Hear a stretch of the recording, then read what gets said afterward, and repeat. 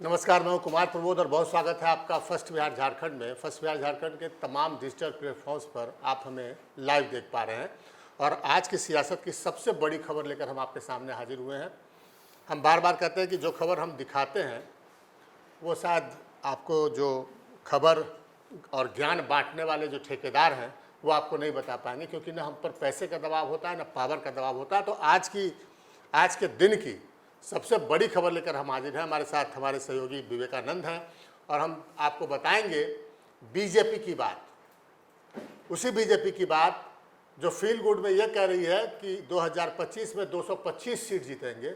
उस बीजेपी के अंदर क्या कुछ हो रहा है और बीजेपी के अंदर किस कदर खलबली मची है, हम उस पर चर्चा करने बैठे हैं। हम आपको यह बताने बैठे हैं कि बीजेपी की बेचैनी का आलम यह है कि बिहार में बीजेपी के जो मौजूदा विधायक है उनमें करीब 2 दर्जन विधायकों का पत्ता साफ हो सकता है इस बार के चुनाव में। और इन तमाम जानकारी हम एक करके विस्तृत जानकारी देंगे कि किस तरीके से जो है बिहार में बीजेपी में आप एक तरीके से कहें तो जो मौजूदा विधायक हैं उनका सियासी कत्लेआम इस बार होने की संभावना है और इसकी पूरी तैयारी की जा रही है। हम उस वक्त बैठे हैं जब बीजेपी के प्रदेश कार्यालय में 2 दिनों से लगातार जिलों से प्रमुख कार्यकर्ताओं को बुलाकर, नेताओं को बुलाकर का जो टिकट बांटा जाना है उसको लेकर रायशुमारी की जा रही थी। लेकिन ये सिर्फ एक आईवास था। उन कार्यकर्ताओं को ये पार्टी में ये मैसेज देने की कोशिश की जा रही थी कि नहीं, हम कार्यकर्ताओं की बात हमने सुनी और कार्यकर्ताओं की बात सुनने के बाद हमने फैसला लिया कि किसे टिकट मिलना चाहिए और किसे टिकट नहीं मिलना चाहिए। बीजेपी में ढेर सारी चीज़ें तय हो चुकी है क्योंकि कमान सीधे अमित शाह ने संभाल रखी है। तो क्या कुछ होने वाला है उस पर चर्चा करेंगे। विवेकानंद, जो आसार नजर आ रहे हैं, जो खबर हमारे पास नजर आ रही है वो ये है कि बीजेपी में इस बार सियासी कत्लेआम होने वाला है विधायकों का। क्या जानकारी है आपके पास? बिल्कुल, आपने सही कहा कि सियासी कत्लेआम विधायकों का होने वाला है। दरअसल बीजेपी एक ऐसी पार्टी है जो लगातार चुनावी मोड में होती है और इस बार 2025 को जीतना बीजेपी के लिए काफ़ी अहम है। और अहम इस मायने में भी है क्योंकि बीजेपी को लगने लगा है कि अगर इस बार बिहार कमजोर हुआ तो इसका प्रभाव दूसरे राज्यों पर भी पड़ेगा। उत्तर प्रदेश हुआ, पश्चिम बंगाल हुआ, तो बिहार जीतना बीजेपी के लिए काफ़ी ज़रूरी है। तो हम लोग जो चर्चा करने बैठे हैं कि सियासी कत्लेआम विधायकों की होने वाली है, तो बिल्कुल आपने सही कहा है। और हालिया जो सर्वे रिपोर्ट्स आए हैं, अब तक 3 रिपोर्ट बीजेपी ने करा ली हैं, 3 सर्वे का रिपोर्ट आ गया है। तो सर्वे रिपोर्ट यह बता रहा है कि ग्राउंड लेवल पर विधायकों को लेकर के भारी नाराजगी है। खास करके आम जनता की बात छोड़ दीजिए, जो भारतीय जनता पार्टी के कार्यकर्ता हैं, जो बीजेपी से जुड़े हुए लोग हैं, उन लोगों में भी बीजेपी के अपने विधायकों को लेकर के भारी नाराजगी है। नाराजगी इस कदर है कि साफ साफ उस सर्वे रिपोर्ट में है कि अगर जो सिटिंग विधायक हैं फिर से उनको आगे भी टिकट दिया गया तब उसके परिणाम बुरे हो सकते हैं। इस तरह की रिपोर्ट सर्वे में और वो केंद्रीय नेतृत्व तक पहुंच गई है बात। विवेकानंद, इस सिलसिले में हम अपने दर्शकों को इसी महीने दिल्ली में हुई एक बैठक से जो मिली जानकारी, हमको उस जानकारी को दर्शकों से शेयर करना चाहेंगे। इसी महीने 3 सितंबर को दिल्ली में अमित शाह ने बिहार बीजेपी के प्रमुख नेताओं या बिहार बीजेपी की कोर कमेटी के साथ बैठक की थी। और जो अंदर ही खबर यह है कि अमित शाह ने पूरा डेटा और पूरी जानकारी रखकर पूछा कि क्या हाल है पार्टी का और ऐसे हालात क्यों हो गए। वहाँ पर जो अमित शाह जो फीडबैक दे रहे थे वो ये बता रहे थे कि सर्वे रिपोर्ट बेहद ही निराशाजनक है और उसमें अमित शाह ने कहा कि अगर ये स्थिति रही तो फिर चुनाव जीतना मुश्किल हो जाएगा या फिर हमारे लिए बहुत कठिनाई होने वाली है। और क्या कुछ कहा आपको विवेकानंद की जानकारी, उन्होंने कहा कि बड़े पैमाने पर विधायकों का हम टिकट काटेंगे। क्या कुछ कहा आपको भी जानकारी? बिल्कुल, दिल्ली में जो बैठक हुई थी, बैठक में तमाम जो नेता गए थे बिहार बीजेपी के जो वरिष्ठ नेता थे, उन लोगों के सामने अमित शाह ने वही सर्वे रिपोर्ट को रखा और बताया कि देखिए आप लोगों की स्थिति यह है, आपके विधायकों को लेकर के भारी नाराजगी है। जो रिपोर्ट्स हैं वो रिपोर्ट्स इस बात की गवाही दे रहे हैं कि आपके विधायक निकम्मे हैं। आपके विधायक से जनता की बात छोड़ दीजिए, आपके कार्यकर्ता तक खुश नहीं है। तो वैसी स्थिति में इन विधायकों के बूते आप बिहार जीत नहीं सकते हैं। तो जीतने के लिए साफ जो जानकारी है, जो सोर्सेस थे, उन्होंने कहा कि अमित शाह ने क्लियर किया कि इस बूते हम चुनाव नहीं जीतेंगे, इसमें बड़े स्तर पर बदलाव करना होगा, तभी हम जो हमारी आज की जो स्थिति है उस स्थिति को हम बरकरार रख सकते हैं। हम अपने दर्शकों को बताएंगे बारी बारी से कि किन विधायकों की इस बार किन विधायकों का टिकट जो है वो खतरे में है और क्यों खतरे में है, ये हम बताएंगे कि क्या कारण है कि उन विधायकों का जो है वो टिकट कट सकता है, उसके पीछे की वजह क्या है। दरअसल विवेकानंद सिर्फ एंटी इनकम्बेंसी नहीं है, और भी फैक्टर्स कई कारण हैं जिसके कारण 2 दर्जन विधायकों का टिकट कट सकता है, ऐसी संभावना जताई जा रही है। एक तो है कि विधायकों से नाराजगी है लोगों की, वो है। इसके अलावा दूसरा फैक्टर ये भी है कि जो कई विधायक उम्र दराज हो गए। नेतृत्व ने 4 कैटेगरी में इसको बांटा, 4 कैटेगरी बांटा। नेतृत्व ने 4 कैटेगरी में बांटा है कि हमें किन किन विधायकों का पत्ता साफ करना है, उनको हमको उम्मीदवार नहीं बनाना है। इसके लिए 4 श्रेणी तय किए गए। पहला तो यह कि 2024 में जब एनडीए की सरकार बन रही थी तो बहुमत परीक्षण के दौरान कई विधायक जो थे वो नेतृत्व के साथ खड़े नहीं हुए।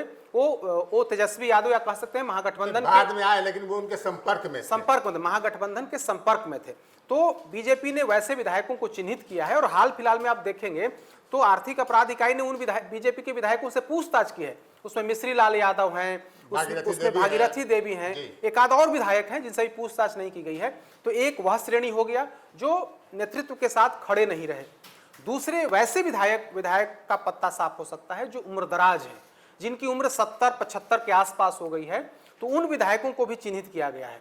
और तीसरे वो विधायक हैं जिनसे जनता और कार्यकर्ता नाराज है। इसको पहले नंबर पर रख दे कि जो वो विधायक जिनके एंटी इनकम्बेंसी जिनको लेकर जनता भारी नाराज है। बिल्कुल। दूसरे श्रेणी में आप आ जाए कि वैसे विधायक जिनकी उम्र बहुत ज्यादा हो गई है। तीसरे श्रेणी में आप आ जाए कि वो विधायक जिन्होंने पार्टी के साथ कहीं ना कहीं गद्दारी करने का कोशिश किया। और चौथा श्रेणी ये कि जेडीयू ने भी कहा है और बीजेपी ने भी कहा है कि कुछ सीटों की अदला बदली हो सकती है। तो जब अगर बीजेपी और जेडीयू में सीटों की अदला बदली होगी तो जाहिर तो सिटिंग सीटों, बिल्कुल तो सिटिंग सीटों पर अदला बदली होगी। तो जैसे हमने देखा था कि 2019 के चुनाव में बीजेपी और जेडीयू के बीच कुछ बीजेपी ने अपनी सिटिंग सीटें जेडीयू के लिए छोड़ दी थी, तो वो विधायक वो सांसद जो थे वो पैदल हो गए। तो यही स्थिति होने वाली है कि जो अदला बदली होने की जो संभावना है और जो जिसके स्पष्ट संकेत मिले हैं, तो 4 कारण से विधायकों का टिकट कटना है। और हम आप एक एक करके बताएंगे, हम आपको बता रहे हैं, एक एक करके विश्लेषण करेंगे आपको कि आखिरकार किस विधायक का टिकट कटना है और किस विधायक का टिकट कटने की संभावना है।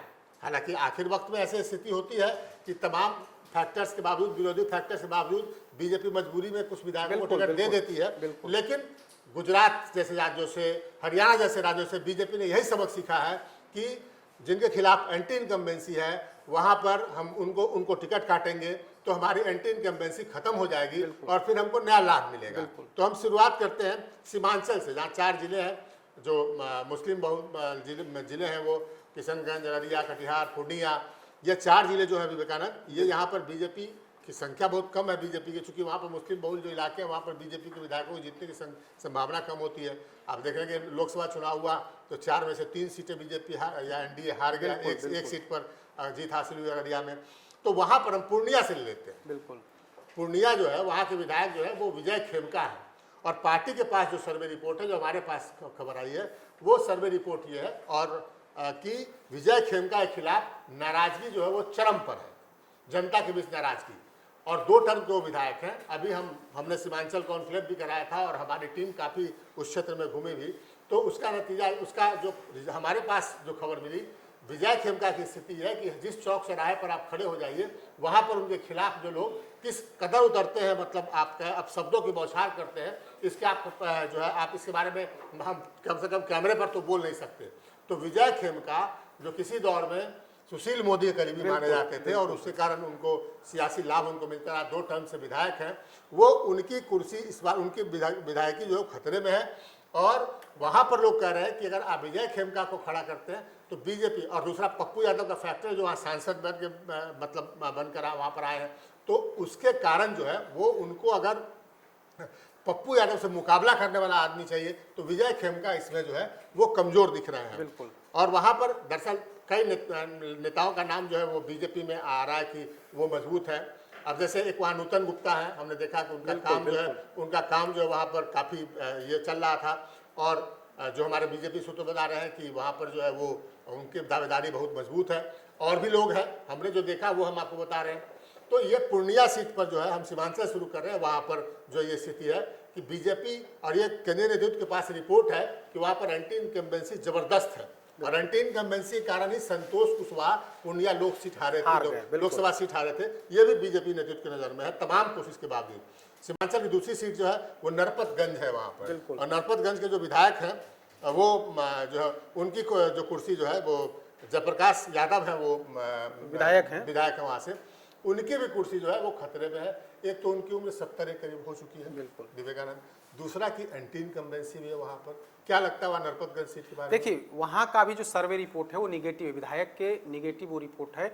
और बीजेपी नेतृत्व को ऐसा लग रहा है कि अगर हम सिटिंग विधायक को फिर से मैदान में उतारे तो हमें खामियाजा भुगतना पड़ सकता है। तो बीजेपी आज इस स्थिति में है, कोई रिस्क लेना नहीं चाह रही है।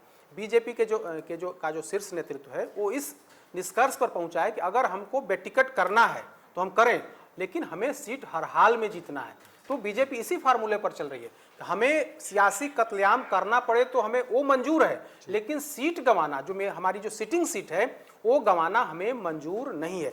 तो जिसकी चर्चा की वो तो है ही, उसके अलावा अररिया की एक और सीट है फारबिसगंज, वहाँ के जो विधायक हैं उनको लेकर के भी जो सर्वे रिपोर्ट है उसमें भी उनके खिलाफ में है कि वो वहाँ के लोग उनसे नाराज हैं। तो नाराजगी चरम पर है, जो खास करके जो बीजेपी के सिटिंग विधायक हैं उनको लेकर के नाराजगी तो है, और नाराजगी है और नेतृत्व को इस बात की भनक है, जानकारी है। क्योंकि आप देखेंगे तो एक संघ का अपने स्तर से सर्वे होता है, बीजेपी का जो मेन जो पार्टी है वो अपने स्तर से सर्वे कराती है, बीजेपी के जो संगठन जो बिहार के प्रभारी हैं उन्होंने अपने स्तर से सर्वे कराया है, और एक पूरे लेवल पर एक और अलग से सर्वे हुआ है, अलग एजेंसी ने की है। तो 4 तरह के सर्वे बीजेपी ने कराई है, और ठीक है एक आध सर्वे में विधायक अपने पक्ष में वो करवा ले रहे हैं, लेकिन जो जिस तरह से शीर्ष नेतृत्व ने जो कराया है, एजेंसियों से हो रहा है सर्वे, बिल्कुल। और तो एक एजेंसी तो हम लोग के संपर्क में भी आए, रिजल्ट नहीं बताया हमें, रिजल्ट तो हमें बीजेपी सूत्रों से मालूम चल रहा है, लेकिन कई एजेंसी लेवल पर कई एजेंसियों को सर्वे का काम दिया गया। ऐसा नहीं कि एक ही एजेंसी 4 बार पर भरोसा नहीं किया जा रहा है, एक एजेंसी 4 बार करे, ऐसा नहीं है।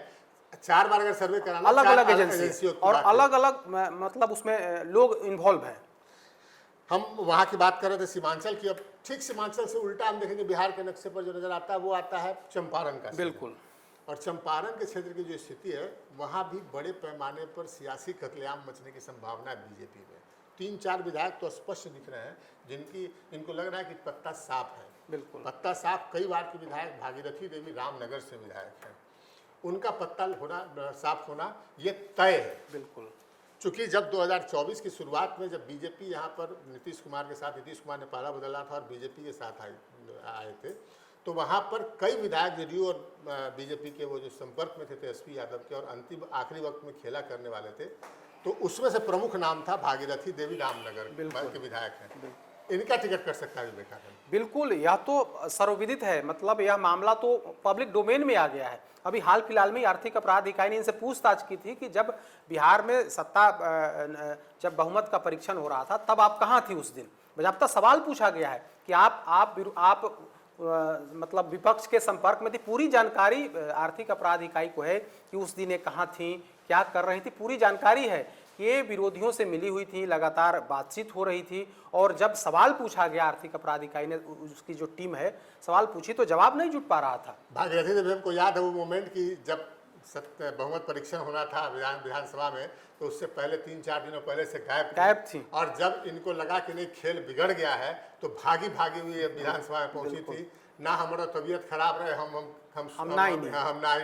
हम इलाज करावत रही, तो इस तरीके से इनका बयान आया। इसी क्षेत्र से, इसी जिले से दूसरी विधायक है रश्मि वर्मा, नरकटियागंज की विधायक हैं, और उनका भी टिकट जो है वो साफ खतरे में दिख रहा है, क्योंकि इन पर भी आरोप वही है, करीब समझिए कट गया है, आप कह सकते हैं, क्योंकि ये 2 खाने में फिट बैठ रही हैं। एक तो विरोधियों से संपर्क और दूसरा एंटी इनकम्बेंसी, मतलब लोगों में नाराजगी इनको लेकर के भारी है, और दूसरा नेतृत्व के साथ एक खड़ी नहीं हुई, और इन पर कई आरोप भी लगते रहे। पीए के साथ मामला हुआ था, कुछ फंसा था मामला, और बहुत गंभीर आरोप सब हुए थे। बिल्कुल। और आप देखेंगे, हमको भी याद आ रहा है कि फिर से याद आ रहा है इनके बारे में कि जब शक्ति परीक्षण बिहार विधानसभा में हो रहा था तो रश्मि वर्मा आखिरी वक्त में जब देखी कि नहीं विपक्ष का खेल बिगड़ गया है, तो इनका भी मोबाइल सब बंद था, और आखिरी वक्त में भागती पहुंची थी, जब इनको लग गया था कि नहीं अब नीतीश सरकार ही बननी है, बीजेपी और एनडीए की सरकार बननी है, तो ये इनका मामला जो रश्मि वर्मा। और तीसरी सीट इसी जिले से, पश्चिम चंपारण जिले से लौरिया, विनय बिहारी वहाँ के विधायक हैं, पहले कभी निर्दलीय जीत गए थे, हालांकि अब बीजेपी में बाद में शामिल हुए, लेकिन जो बीजेपी के पास रिपोर्ट है, जो बीजेपी की सर्वे रिपोर्ट है, विनय बिहारी संकट में इस बार नजर आ रहा है। बिल्कुल, वो सर्वे रिपोर्ट स्पष्ट तौर पर बता रहा है कि विनय बिहारी को लेकर के क्षेत्र में भारी नाराजगी है। अभी कुछ दिन पहले इनका एक कुछ वीडियो भी वायरल हुआ था, तो वहाँ के लोग इनको लेकर के साफ कर रहे हैं कि अगर उम्मीदवार इस बार फिर से बनाया गया तो जो बीजेपी के वोटर्स हैं वह कह रहे हैं कि हम इन्हें वोट नहीं करेंगे।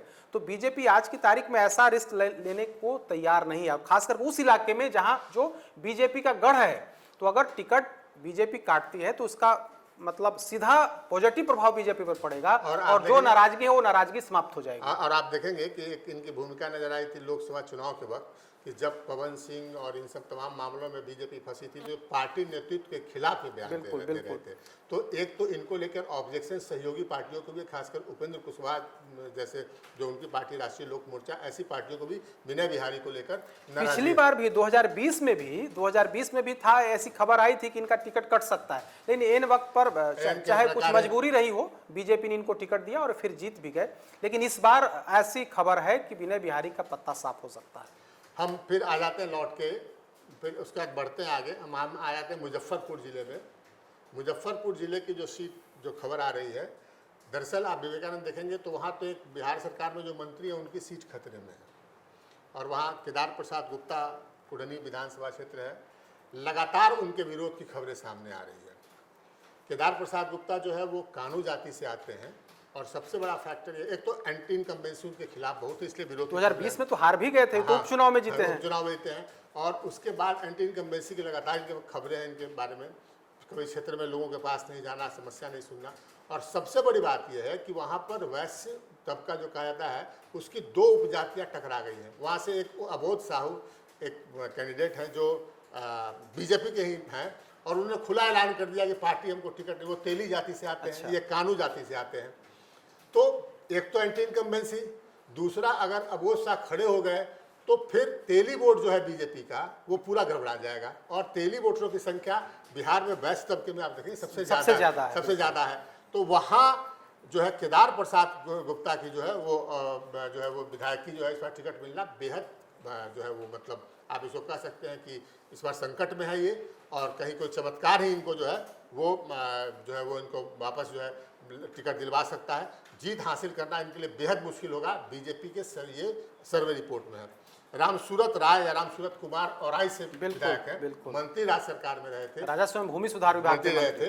तब इन पर काफी गंभीर आरोप लगे थे। हमें याद है कि 2020 और 22 वाले कार्यकाल में एनडीए सरकार में जब ये राजस्व मंत्री थे तो मुख्यमंत्री नीतीश कुमार की मौजूदगी में एनडीए विधानमंडल दल की जो बैठक हो रही थी उसमें इन पर भ्रष्टाचार के आरोप लगे थे। कहा गया था कि पैसे लेकर के अंचलाधिकारियों का ट्रांसफर करते, मोटी रकम, और इनके फाइल को मुख्यमंत्री ने रोक दिया था ट्रांसफर पोस्टिंग की फाइल को।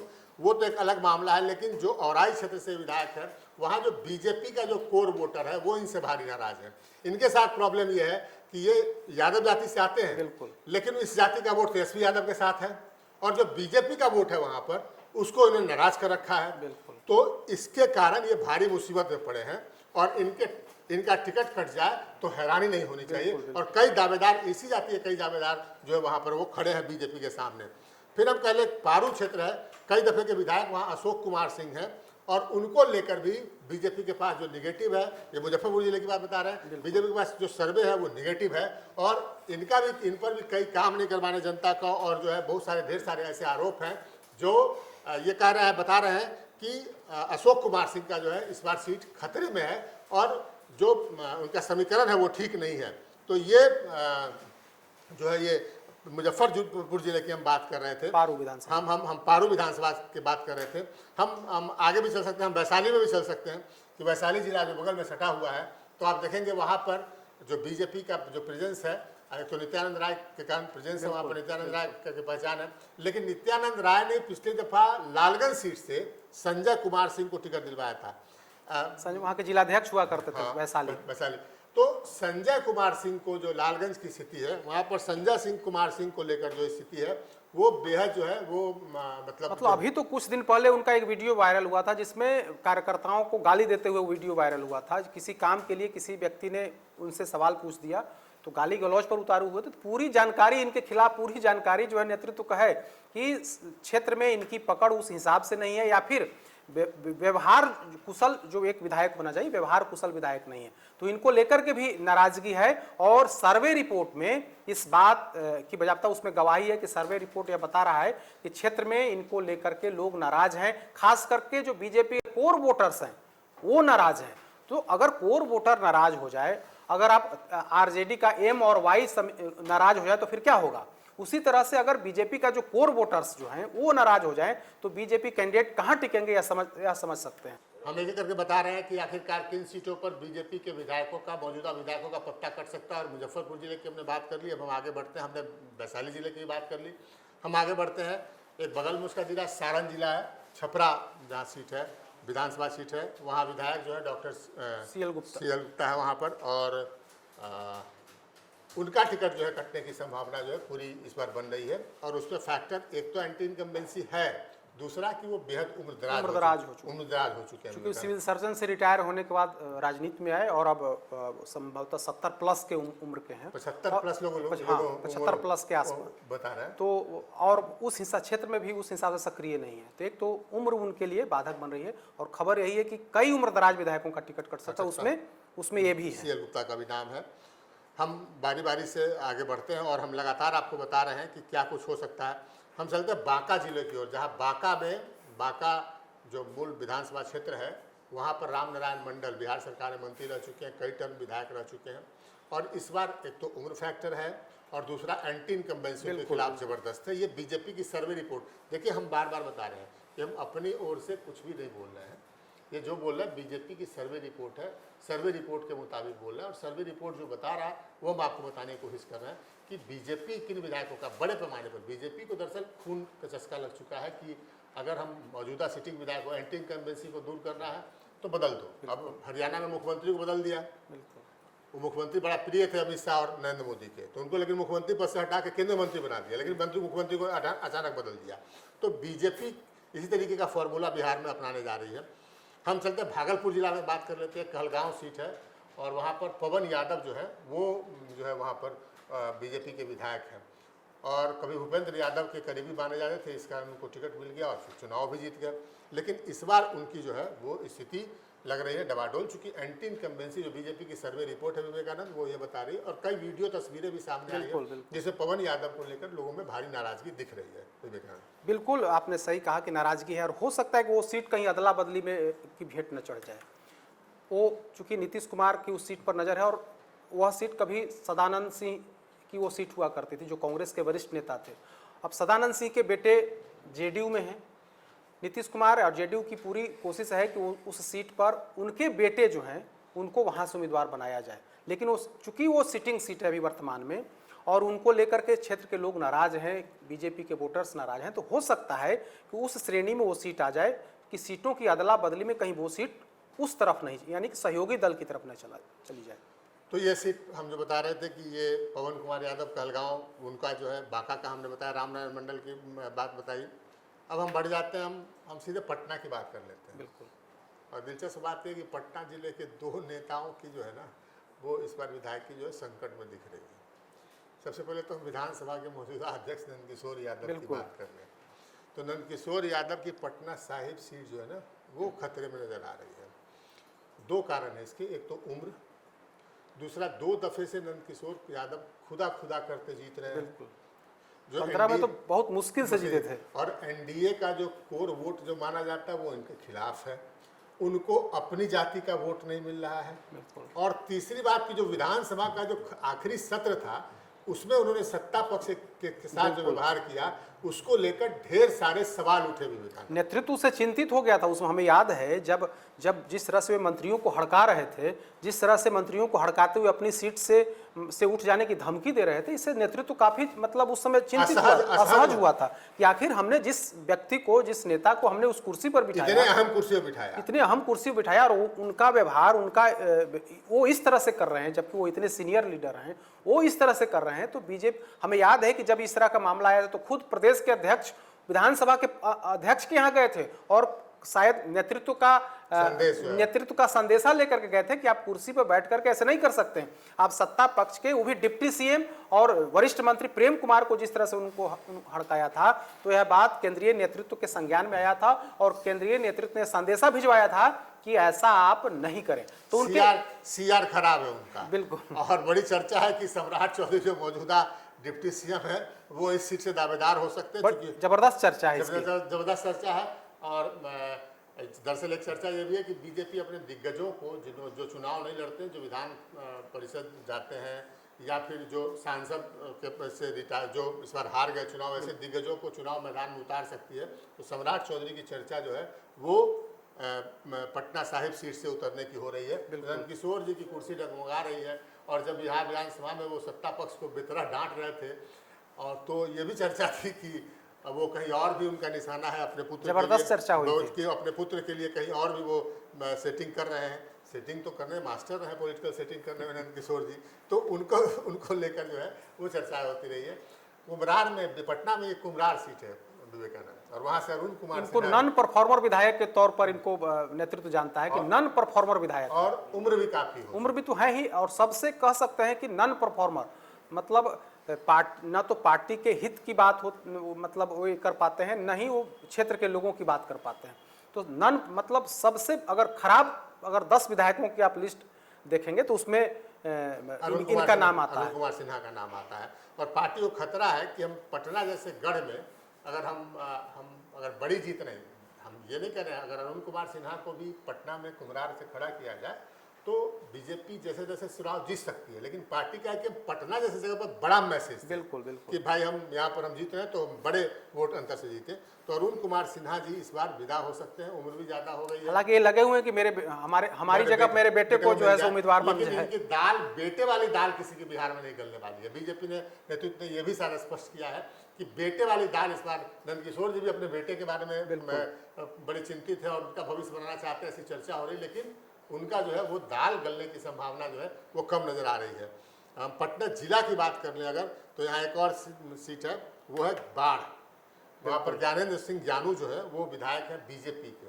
अच्छा, जब ज्ञानेंद्र सिंह ज्ञानू का नाम आता है तो लोगों के जहन में आता है वही ज्ञान जो नीतीश जी के करीबी है, जेडीयू वाले ज्ञानू जी।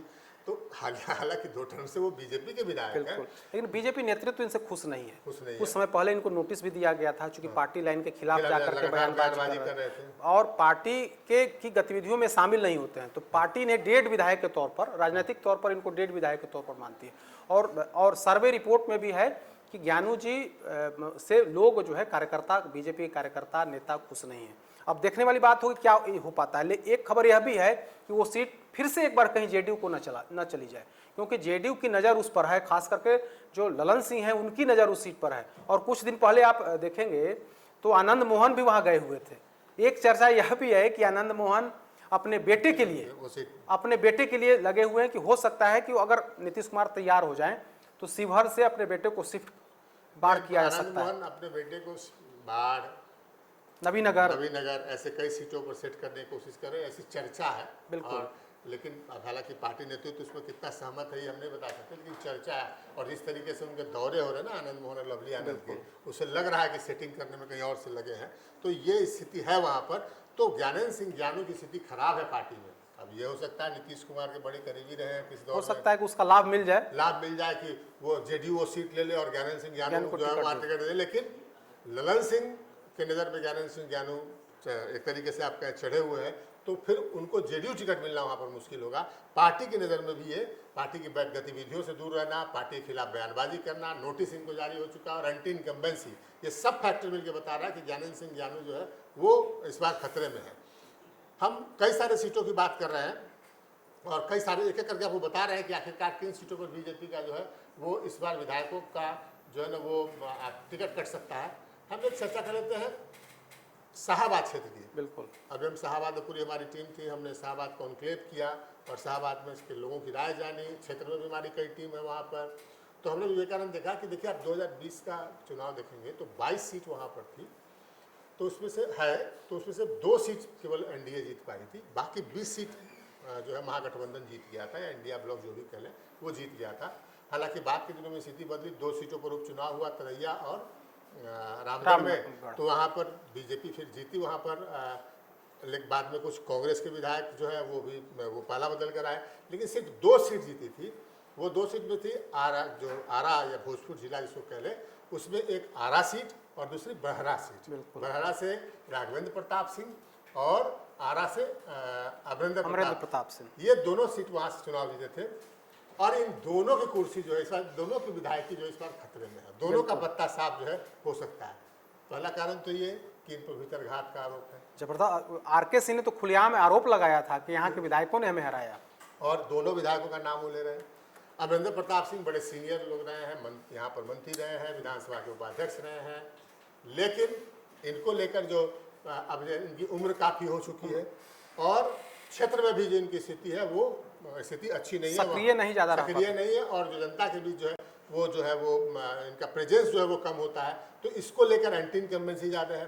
तो अमरेंद्र प्रताप सिंह के साथ जो फैक्टर, ये पार्टी के साथ लोकसभा चुनाव में भीतरघात, फिर उसके बाद जो है उम्र फैक्टर, तीसरा जनता के बीच नाराजगी, तो ये तमाम फैक्टर्स को देखें तो अमरेंद्र प्रताप सिंह जो है उनकी कुर्सी खतरे में लग रही है। बिल्कुल। अब बड़हरा सीट की बात करें, राघवेंद्र प्रताप सिंह वहाँ पर विधायक हैं, बढ़ा कई सीट को लेकर कमोबेश वही स्थिति है, वही स्थिति है। कई पार्टियां घूमे, ये आरजेडी के नेता हुआ करते, वहाँ मंत्री भी रहे हुए हैं, राबड़ी सरकार में मंत्री रहे हैं। उसके बाद फिर वो साइकिल पर भी कुछ दिन सवारी की थी, समाजवादी पार्टी की भी सवारी उन्होंने की थी, और अब बीजेपी के विधायक हैं वहाँ से, और उनके क्षेत्र में जबरदस्त एंटी इनकम्बेंसी भारी। और आप जो जेडीयू के लोग तो खुलकर इनके खिलाफ बोल रहे हैं, जेडीयू के लोग खुलकर, बीजेपी ने कुछ अनुशासन बना रखा है, इसी कारण बीजेपी के लोग नहीं बोल रहे हैं, लेकिन जेडीयू का हर नेता खुलकर इनके खिलाफ बोल रहा है। और ऐसी स्थिति में राघवेंद्र प्रताप सिंह को टिकट मिल जाए, ये चमत्कार सा दिख रहा है। सर्वे रिपोर्ट जो बीजेपी की है वो भी इनके बारे में निगेटिव है, और राघवेंद्र प्रताप सिंह जो है उनका टिकट कटना जो है लगभग कम, आप एक तरीके से कह सकते हैं, क्योंकि आप जो है वो तय माना जा रहा है। हम बात कर ले, हम बारी बारी से हम बात कर रहे हैं, हम बात कर ले मिथिलांचल की, तो हम अगर मधुबनी की बात करेंगे ज़िले की, तो आप देखेंगे वहाँ पर विवेकानंद कि मधुबनी ज़िले में जो जेडीयू के जो राष्ट्रीय कार्यकारी अध्यक्ष हैं संजय झा, उनका कई 2-3 सीटों पर व्यक्तिगत जो है नजर, और वो सीट ये कोशिश की जा रही है कि अदला बदली में जो है उस सीट को हम ले लें।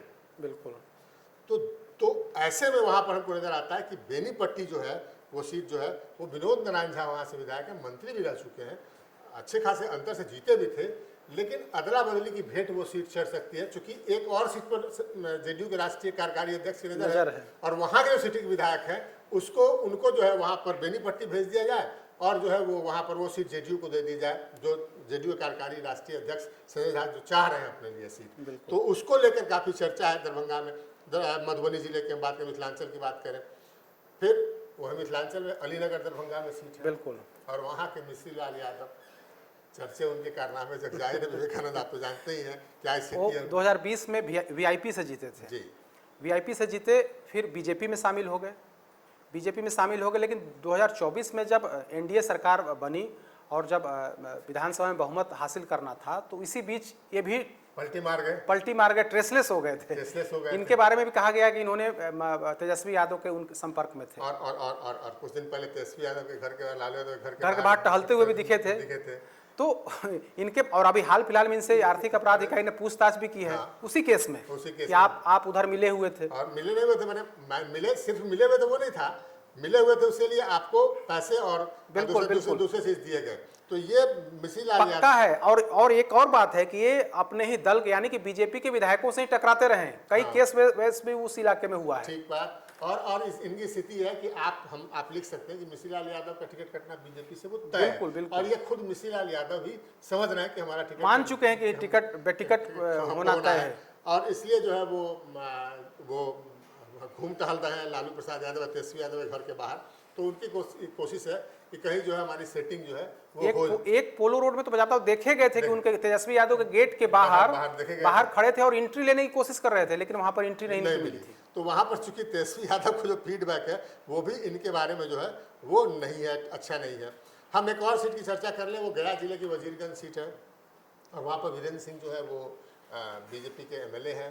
तो उनके बारे में चर्चा है कि उनके जो एक तो उम्र ज़्यादा है, 70+ उनकी उम्र बताई जा रही है, और दूसरा जो उनके बारे में क्षेत्र में सक्रियता बेहद कम है, और बीजेपी का जो सर्वे रिपोर्ट है वो बताता है कि नहीं, इनके खिलाफ एंटी इनकम्बेंसी बहुत ज़्यादा है। तो उनका टिकट कट सकता है अभी। देखिए शाहाबाद में तो वैसे इन लोगों की संख्या ही कम है, चाहे वो विधायक हो या फिर सांसद। और मगध। हाँ, मगध और शाहाबाद दोनों इलाके में। तो मगध की जो हम लोग चर्चा वजीरगंज की कर रहे हैं, तो वहाँ पर भी स्थिति इनकी खराब है। जो रिपोर्ट्स आए हैं, जो लगातार 1, 2, 3 रिपोर्ट जो आए हैं सर्वे का, वो बता रहा है कि इनकी स्थिति वहाँ पर खराब है। जो बीजेपी के वोटर्स हैं, खास करके जो अगड़ी जाति के या फिर अति पिछड़ों में जिस तरह से बीजेपी का जनाधार ये होना चाहिए, विधायक की पकड़ होनी चाहिए, तो उस हिसाब से नहीं है। और सर्वे रिपोर्ट भी इनके खिलाफ गया हुआ है। तो ये कुल मिलाकर कई सीटें थी जिनकी स्थिति हमने बताई। हमारे पास आधा दर्जन और विधायकों की सूची है, लेकिन उनको लेकर हमारे मन में डाउट है। सर्वे में दरअसल 2 सर्वे में उनके पक्ष में है, 2 सर्वे निगेटिव है, तो उनको वैसे लोगों को हम शामिल नहीं करें। लेकिन जिनका टोटली निगेटिव है उनकी बात हमने की विवेकानंद, और हमने बताने की कोशिश की कि किन किन सीटों पर विधायकों का टिकट कटने जा रहा है। लेकिन सियासत में चमत्कार और ये जो है सियासत में क्या कुछ कल हो जाएगा ये कहना बेहद मुश्किल है, बताना बेहद मुश्किल है। ऐसे कई उम्मीदवार लोकसभा में हमने देखा जिनके बारे में ये पूरी तरीके से तय हो चुका था कि उनका टिकट कटेगा, लेकिन बाद में पार्टी का कलेजा पिघल गया और उनको टिकट मिल गया। उसका खामियाजा भी भुगतना पड़ा बीजेपी को इस बिहार के पिछले लोकसभा चुनाव में। लेकिन जिस तरीके से अमित शाह इस बार आक्रामक तेवर में है और अपनी प्रतिष्ठा का सवाल उन्होंने बता दिया है, तो जिन विधायकों के बारे में हम बता रहे हैं उनमें से ज़्यादातर का अगर टिकट कट जाए तो आप हैरान मत होइएगा। अब देखना होगा, कुछ ही दिनों बाद ये प्रक्रिया शुरू हुई। आज तो दरअसल आज बीजेपी ने आज 2 दिनों तक अपनी कवायद की है, हालांकि वो दिखावटी कवायद है, कार्यकर्ताओं से बात करना। फिर उसकी चुनाव समिति की बैठक होनी है अभी, और करीब कल अमित शाह जी भी आ रहे हैं। हाँ, अमित शाह जी कमेटी की मीटिंग करेंगे, और उसके बाद करीब 10 दिन बाद चुनाव समिति की बैठक यहाँ पर होगी। और चुनाव समिति की बैठक के बाद केंद्रीय नेतृत्व को नाम भेजे जाएंगे, 3 उम्मीदवारों के नाम भेजे जाएंगे, और उसके बाद जो है फिर तय होगा कि कौन उम्मीदवार होगा। लेकिन जिनके बारे में हम बता रहे हैं, ये हमारा आकलन कम, ये हालांकि हमने भी फील्ड में जाके देखा है कि उनकी क्या स्थिति है। ये बीजेपी की आंतरिक सर्वे का नतीजा है, और इसके आधार पर क्या कुछ होगा ये आगे हम आपको फिर बताएंगे। फिलहाल हमें इजाज़त दीजिए, नमस्कार।